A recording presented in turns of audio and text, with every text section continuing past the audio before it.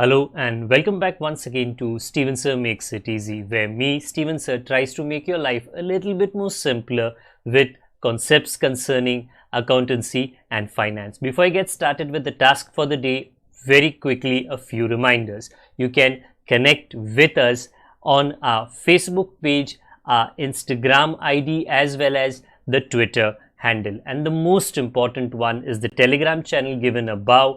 If you have not installed Telegram on your mobile phone and you are a subscriber of the channel, it's my request, please get connected to the Telegram channel above, join it, so that this particular Telegram channel is used for official communication to inform you, to update you about the lectures that will be premiered the next day, as well as the most important thing, the PDF of the question and answer, whatever is coached and tutored on this particular platform will be shared at the end of that particular chapter, so that you can download it and use it for your future reference basis.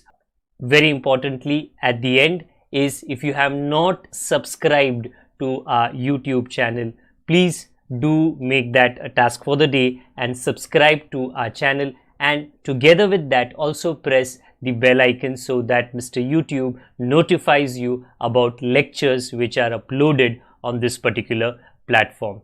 That's as far as the reminders are concerned. Let me get started with today's lecture. Hello and welcome back to this, if possible, I'll do my best, short informative video concerning the college by the name of Hinduja College of Commerce.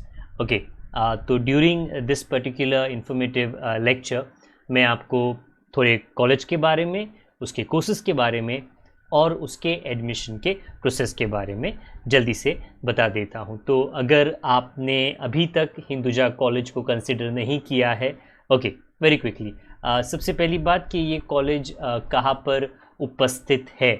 Well, address के लिए अगर आप मुंबई में रहते हो तो चरनी road का जो स्टेशन है वहीं पर, उसके आसपास में आपको ये कॉलेज ज्योग्राफिकली मिल जाएगा।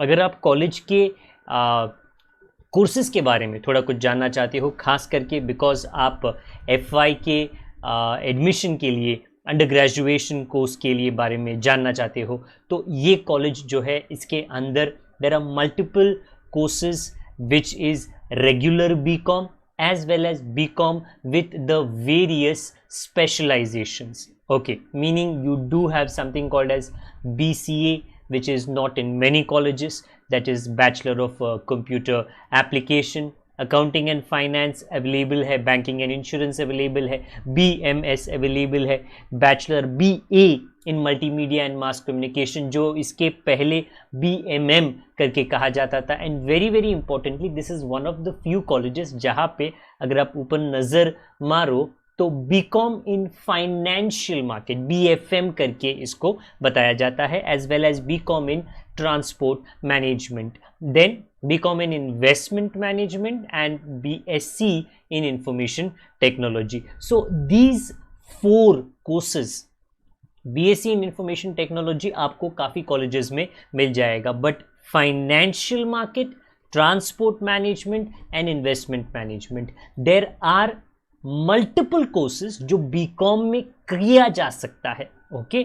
जो मुंबई यूनिवर्सिटी एडवाइस करती है, but there are many colleges जो वो कोर्सेज नहीं प्रोवाइड करते। वेरी सिंपल रीज़न है, उनके पास में फैकल्टी नहीं होगा, उनके पास में उसके लिए इंफ्रास्ट्रक्चर नहीं होगा, उस कोर्स को पढ़ाने के लिए, हैंडल करने के लिए वो अभी तक केपेबल नहीं है। But Hinduja college is one of the exception जहाँ पे definitely BCom in financial market, BCom in transport management and BCom above in investment management. These sectors, transport management, investment management, ये नए avenues हैं, नए areas हैं और इनके ऊपर ज़्यादा ध्यान बच्चों का नहीं रहा है. That is you guys. Okay, so if you do want to do something different, something which is a very modern course, आप डेफिनेटली एटलीस्ट सोच सकते हो about transport management and investment management. There is something called as retail management. Okay, again वो बहुत ज़्यादा colleges में नहीं है। आई डू माई बेस्ट, अगर पॉसिबल रहेगा ये जो नए नए कोर्सेज है जहाँ पर जो ट्रेडिशनली अवेलेबल नहीं थे, and of lately Mumbai university ने रेकमेंड किया है, and some of the colleges have taken, उन्होंने वो जिम्मेदारी ली और उन्होंने वो डेवलप किया है और उनके पास वो इंफ्रास्ट्रक्चर एंड फैकल्टी है वो कोर्सेज पढ़ाने के लिए। उसके ऊपर मैं एक वीडियो ज़रूर बना दूँ। ओके, मूविंग ऑन, अगर आप एडमिशन के टैब में जाओगे तो वहाँ पे रेगुलर FY BCom के लिए या उसके अलावा जो सेल्फ फाइनेंस कोर्सेज है उसके लिए आपको लिंक मिल जाएगा। द मोमेंट आप लिंक पर क्लिक करोगे आपका ऑब्वियसली सबसे पहले मोबाइल नंबर लिया जाएगा। Somewhere during the admission process, this information that the merit list will be displayed as per the dates and the payments is as per Mumbai University schedule, which is the same for pretty much all colleges that are either under Mumbai University or affiliated to the Mumbai University.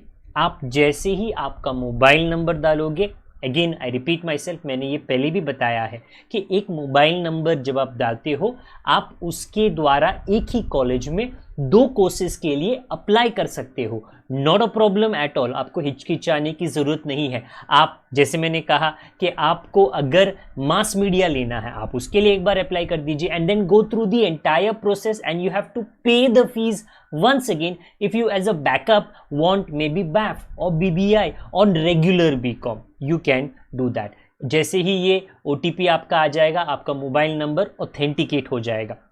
उसके बाद में आपको category पूछा जाएगा, what ever is the category जो आपके लिए applicable है। यहाँ पे हमने ओपन मार्क किया है, उसको आप मार्क कर दीजिए, आगे चले जाइए। आपका पर्सनल इंफॉर्मेशन, पर्सनल जन्मपत्री पूरी तरह से ली जाएगी, वो आप यहाँ पे कंप्लीट कर दीजिए। इसके बाद आप आगे जाओगे, आपका एड्रेस परमानेंट करंट वो लेकर दिया जाएगा ताकि आपको अगर ज़रूरत पड़े तो लोकेट किया जाए।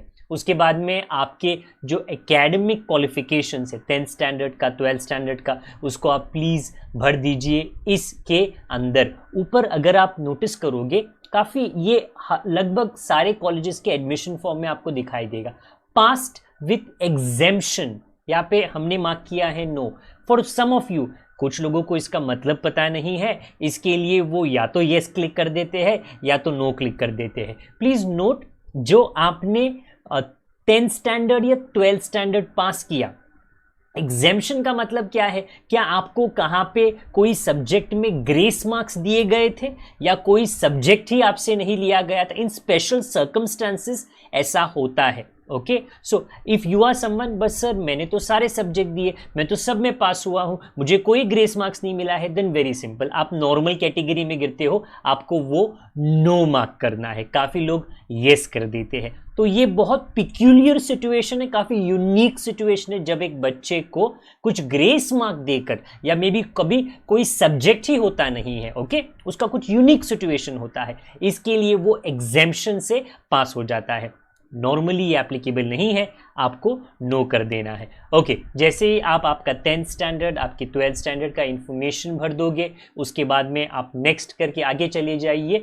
आपका अगर कोई एक्स्ट्रा करिकुलर एक्टिविटीज़ आपके पास है तो डेफिनेटली आप यहाँ पे उसको फिलअप कर सकते हो, because there are many colleges that encourage sports personalities. Specially अभी ऐसा होगा क्योंकि ओलंपिक्स में it has been one of the better performances of a country of India. So if you are a sports personality, you can be given a preference when your past sporting activities can be proved। तो if you have it, अगर आपने वो काम किया है तो बेहिचक यहाँ पे आप उसका जो भी सर्टिफिकेट अवेलेबल है यहाँ पे आप बोल सकते हो। अगर आप इन्वॉल्व हो मे बी स्टेट लेवल पे, डिस्ट्रिक्ट लेवल पे या दूसरे कोई लेवल पे कोई भी गेम के अंदर, ओके, वो आपने कर दिया। आपके मम्मी डैडी का इन्फॉर्मेशन आपको अगला अपलोड करना है। उसके बाद में आता है फोटोग्राफी का टाइम, तो अपना खुद का फोटोग्राफ, मम्मी एंड डैडी का photograph, if possible with a white background. नहीं होगा तो आई डोंट थिंक किसी ने भी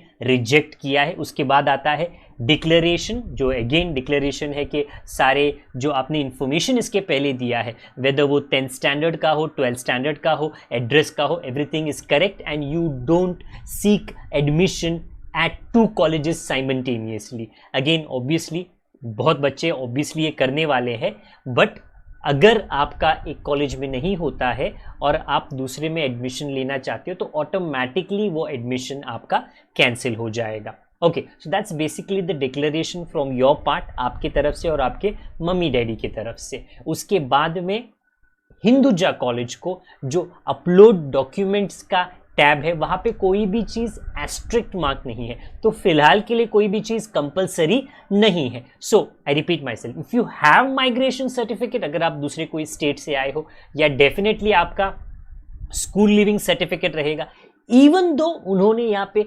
कंपलसरी नहीं कहा है, अगर आपके पास ये अवेलेबल है तो आप डेफिनेटली वहां पे उसको अपलोड कर सकते हो. Okay, if you do not have it then it's not a problem, क्योंकि इन्होंने यहाँ पे कंपलसरी रखा नहीं है. Okay, course selection very importantly, because this is one of the few colleges जहाँ पे कुछ कोर्सेज काफ़ी खास है, तो उसका जो पूरा कंटेंट है आपको यहाँ पे दिखाई देगा. यहाँ पे हमने FY BSc IT के लिए सिलेक्ट किया गया है. द मोमेंट आप वो करोगे वो आपको पूछेगा आपने मुंबई यूनिवर्सिटी में जो फॉर्म हिंदुजा कॉलेज के लिए भरा है उसका नंबर क्या है, वो पूरा फॉर्म आपको यहाँ पे अपलोड करना पड़ेगा. द मोमेंट आप वो अपलोड कर लो वो सक्सेसफुल हो जाएगा. उसके बाद में आता है लेन देन का मामला. तो आपको जो इसके फीस है, जो in all probability maximum colleges के 100 है प्लस द टैक्सेस, वो with something which is easy for you, whether वो UPI होगा, debit card, credit card, whatever is convenient, आप वो हमेशा कर सकते हो.